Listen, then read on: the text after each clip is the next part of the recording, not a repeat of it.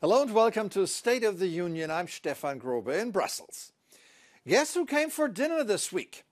For the first time in 5 years, Chinese President Xi Jinping traveled to Europe. A visit short on substance but rich in symbolism. It started in France and then continued to Hungary and Serbia, two countries that are close with Russia. A subtle reminder of where the Chinese actually stand. In Paris, Xi's talks with Emmanuel Macron and Ursula von der Leyen were dominated by a looming trade conflict on electric vehicles and Ukraine. The latter is a particular concern for Europe, as Beijing has sharply increased its sales of dual-use parts used in missiles and drones to Russia recently. European efforts to convince China not to support Moscow sounded rather academic. We count on China to use all its influence on Russia to end Russia's war of aggression against Ukraine.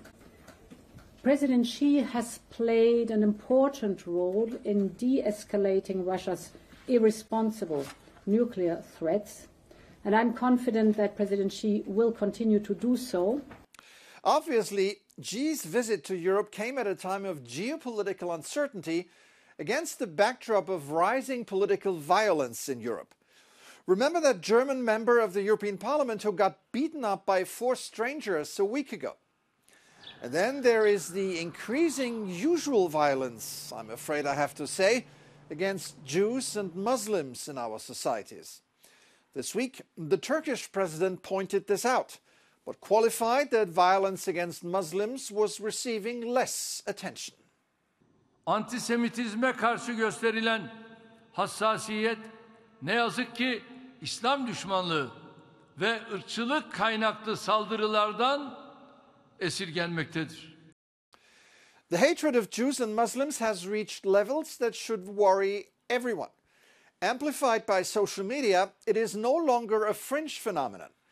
In a new study by the University of Tel Aviv, for example, a global trend of anti-Semitic incidents has skyrocketed at a rate unseen since World War II.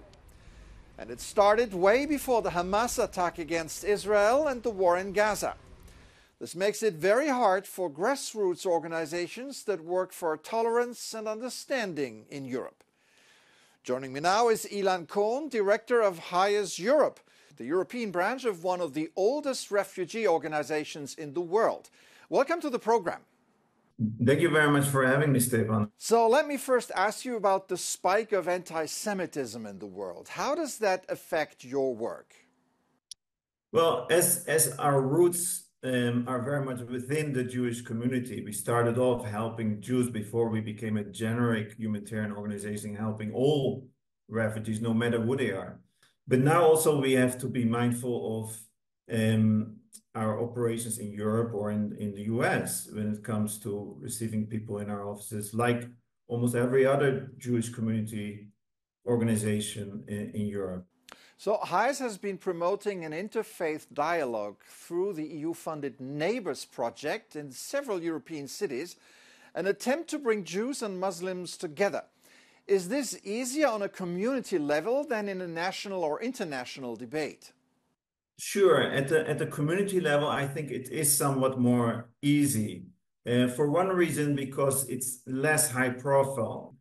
And what we've seen indeed is that by initiating those coalitions in 8 cities around Europe within the context of this Neighbors project, we really created an infrastructure of trust, of relationships, of friendships between Jewish communities and their migrant neighbors. And thereby, when there's a crisis, at least there's an infrastructure to deal with those tensions.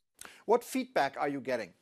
Following the October 7th attack, I think there was a lot of concern within the consortium of the project that we wouldn't be able to continue the investments in coalition building, the investments in visiting each other's synagogues and opening up.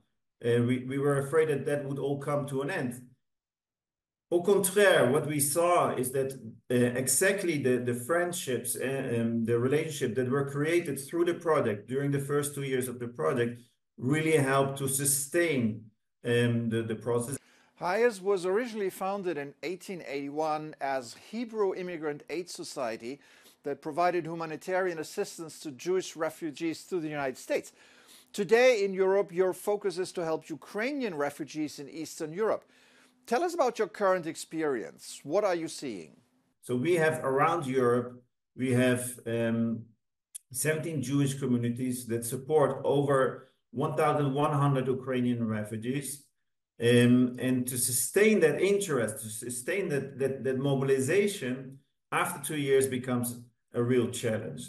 All right, Ilan Cohn there, Director of HIAS Europe. Thank you so much for your insights today.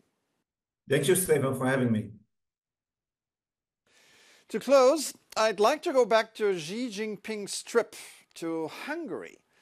In Budapest, he missed an opportunity to pay a visit to a unique Budapest bar, the For Sale pub. Maybe it's because the watering hole has always been a symbol for freedom.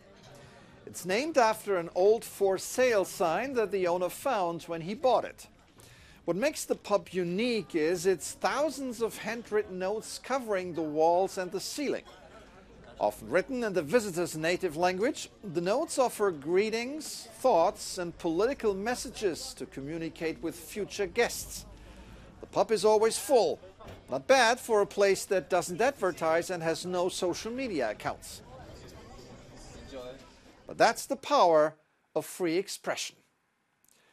That's it for this edition. I'm Stefan Grobe. Thank you for watching. Have an excellent week.